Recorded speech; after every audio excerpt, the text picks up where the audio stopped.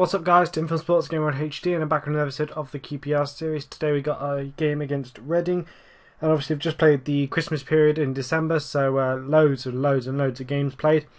You'll probably notice that, or you may notice throughout the video, that the graphics are different. That's because my laptop has sort of died and I've had to send it off for repair, so I'll get it back sometime next week, I imagine. So this is not my laptop, this is a different laptop, and I've just installed the bare minimum of what I need, i.e. like kits and some basic logos, and I've got no face packs on this one because the face pack on my laptop is a really big file, so I didn't want to sit through and install all that. So we've got the bare minimum, but we'll make do with it until I get my laptop back. So I have transferred this, obviously this save and the San Marino save, so I can carry on playing those. I did rattle through second half of this first season last night on the San Marino Challenge, and it's really pretty epic what's happened. So I won't spoil what's happened, so until you see it, I guess. Well, just have, but it's pretty epic in many different ways. Right, today, as I say, we have got to play Reading, and I've got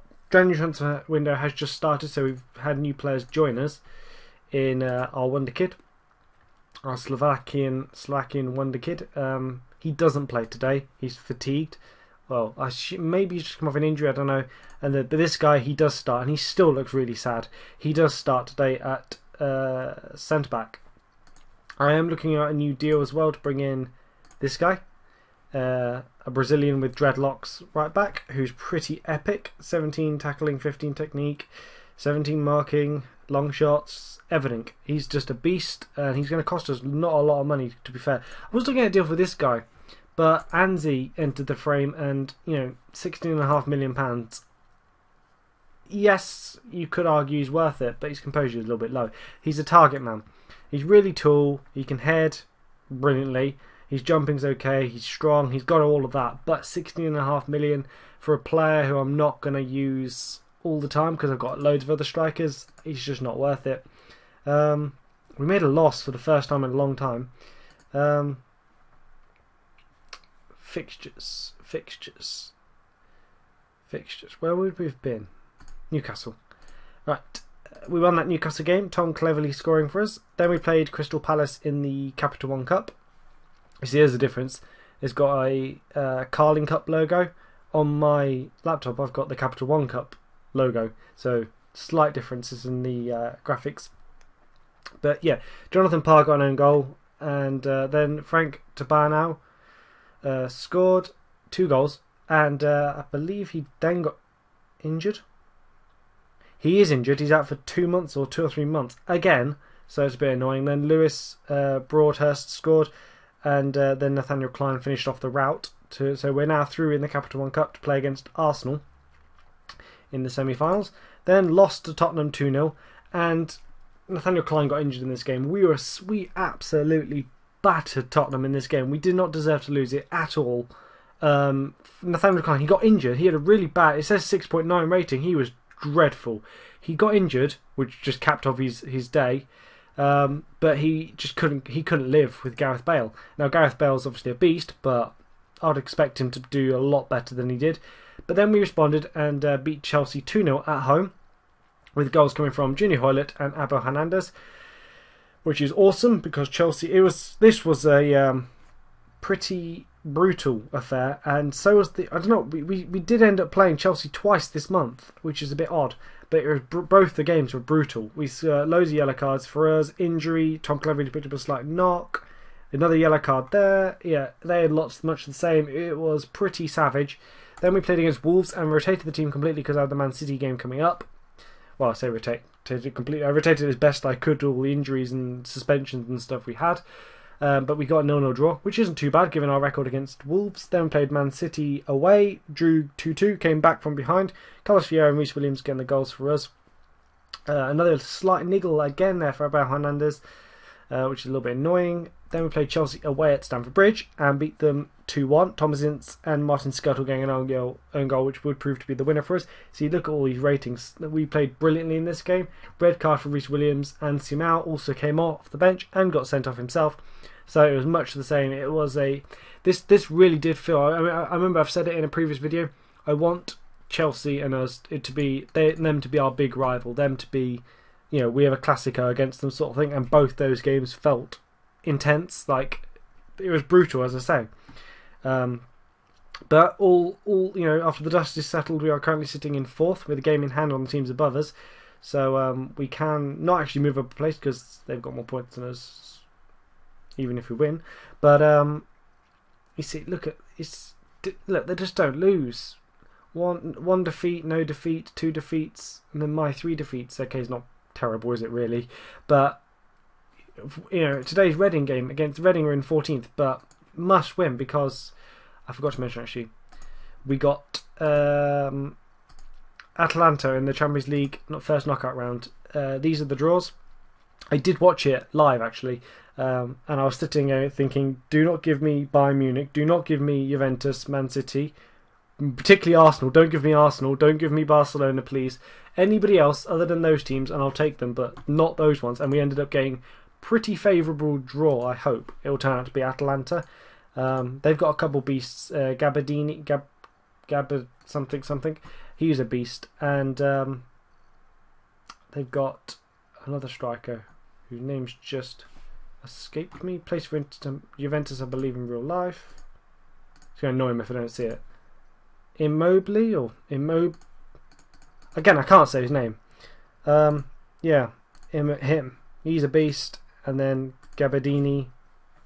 If that's how you want to say it, he's a beast too. So a couple of players to keep our eyes on in those games. And Gabardini, I am scouting, so I don't want him to be number 10. No, he's not number 10. Be number 30. Yeah. So today we got a new player in whatever his name is. What was it? Morala is starting at the back with Bruno Martins Indy today. Again, I've rotated the team today because we have got that Arsenal game coming up, and because Amada's playing in goal, because Ter Stegen's had to play so many times this month because of all the big games. Ter Stegen's obviously my first choice goalkeeper, so I try to rotate Amada in when possible. And to be honest, whenever he plays, he's a beast, so he could have quite easily played in the big games. But Teixeira there kicks things off, 1.5 minutes, 1-0 up. Good stuff. But I can't believe how poorly Nathaniel Clyne played against Gareth Bale. Gareth Bale made him look silly. He kept on cutting in, cutting in, and then what am I trying to say? He was cutting in, swerving in and out. Amada on his debut, is it going to count? It is. He scored on his debut. He kept on swerving in and out, taking Nathaniel Clyne one way, then the other, and then did a run from the halfway line, cut inside, and then buried it, leaving Ter Stegen just helpless, absolutely helpless. Because Nathaniel Clyne is such a poor game, Dave, who plays on the right side of the central defence, he was put into a lot of pressure, and Nathan Redmond, just destroys Reading's defence there, just goes through them like a hot knife through butter and just buries the goal. 3-0. Quick double for QPR, as the commentators and text commentary says. But yeah, so this game's pretty much over, I suspect. Are we going to score again? It's a rout. This is an absolute rout. Tom Ince. Oh, no. John Joe Shelby's playing for them these days. To be honest, this Reading team, we're decimating them, yeah, but they've got a pretty decent team. Another yellow card. Yellow cards are becoming a bit of an issue for us. We are playing, though, some awesome football these days. Cox. Oh, unlucky left Cox hit the bar. Yeah. We are playing some pretty. Oh god, I thought Cleverly just fouled him again and got sent off. We're playing some incredible football. Like, it's Barcelona-esque at times. When we played against, I know it was only the Capital One Cup, but against Crystal Palace, who are a championship team, yeah, but we were incredible that game. Our passing was something like 91%, something ridiculous like that. I've never had that high passing. Like, our possession was like into the 70s. It was the complete performance. We were just so good in that game, which is always awesome to see. Teixeira's going to have to drop deeper, and then I'm going to put Mason Bennett in there. I've been using Mason Bennett as an attacking midfielder a lot lately, particularly in weaker games or smaller games or games against smaller teams, I guess. And he's been incredible. He's done really, really well.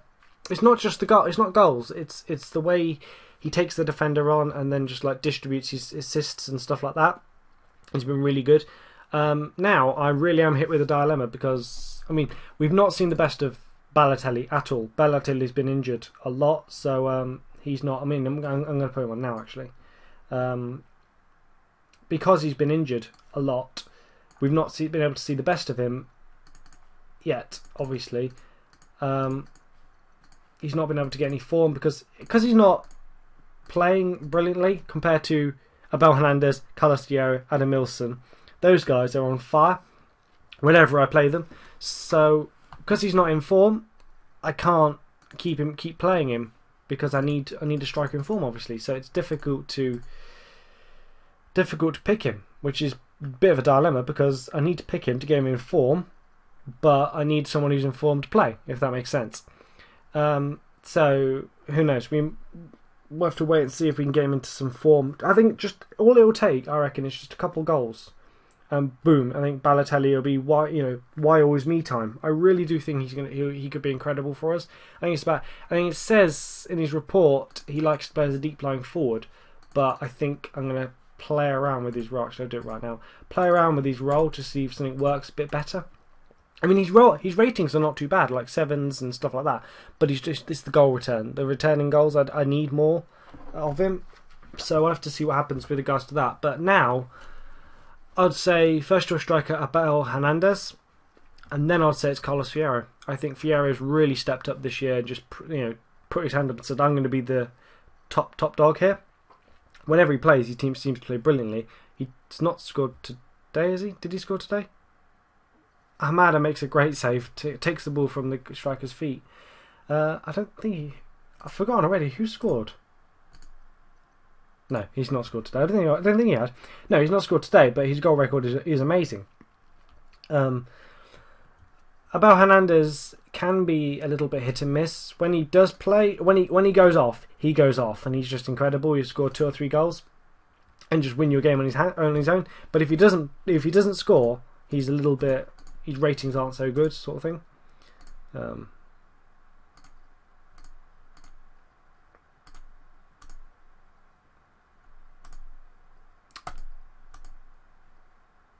God, this is the longest press conference ever. I'm not going to tell you if I'm going to sign any players. Yes, I am after him though. So that leaves us, 2 points off the top. And next month is another massive month. Massive month again, obviously. Got to play up till the Arsenal game. So, no, I'll play up to the Atalanta first leg game, I think. I'll do all of those because I want to show the Champions League, not mess about with. Or do I come back for the second leg? No, we'll come back for the Arsenal game. I'll play through this month, and I'll come back for the Arsenal game. And hopefully our record against Arsenal will be a little bit better and we can turn it around. Obviously, we would have played them 3 times in January. Well, twice in January, once in February, whatever. And then I'll come back, and because then the next episode can be the Champions League, the decisive second leg. So that could be pretty cool. FA Cup game against Southampton, Arsenal in the Capital One Cup.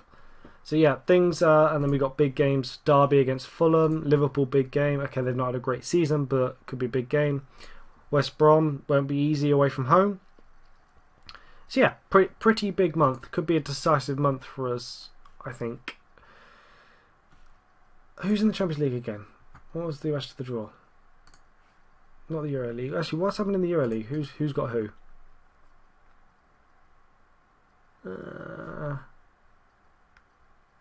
I fancy Man United to win that competition.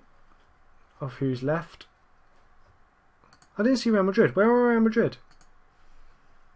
Dortmund. Real Madrid. How convenient. How odd. Real Madrid, Dortmund. I reckon Dortmund to score 4 and Madrid to score 1 in the first leg. I reckon that's what will happen. Who do you reckon's going to win the Champions League? Let me know in the comments. Who's going to win the Champions League this year? I don't think it'll be us somehow. I reckon Bayern Munich. No, they've not had a great season. I don't think.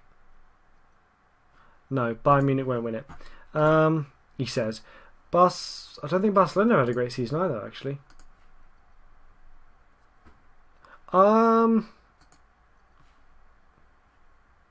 Dortmund, possibly? Or Juventus, possibly. How are Juventus doing domestically? Oh, they're bossing it. Well, by 2 points. I'm going to go with Dortmund Juve final. Is what I reckon.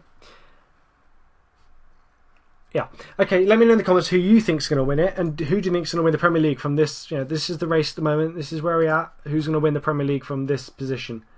Obviously, I think it's obviously the top four are really in it. Okay, Chelsea could come back into it, but this top four, I'm going to go with a Man City win of the title. Let me know in the comments what you think, and I will see you guys next time.